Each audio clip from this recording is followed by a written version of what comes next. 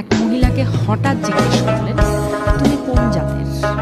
মহিলা একটু হাসলেন, তারপর শান্ত স্বরে পাল্টা প্রশ্ন করলেন, কোনটা জানতে চান, নারীর জাত না মায়ের জাত? লোকটি অবাক হয়ে বললেন, দুটোই শুনতে চাই। তখন মহিলার মুখে এক অদ্ভুত প্রশান্তির হাসি ফুটে উঠল। তিনি ধীরে ধীরে বললেন, যখন এক নারী মা হয়ে ওঠে তখন তার কোনো জাত থাকে না, সে তখন সব জাতের ঊর্ধ্বে, সব সীমানার বাইরে। লোকটি প্রশ্ন করলেন, কিভাবে? মহিলা বললেন, যখন মা নিজের সন্তানকে বড় করে, তার মল মূত্র পরিষ্কার করে, রাত জেগে তার যত্ন নেয়, তখন সে যেন এক পরিচারিকা।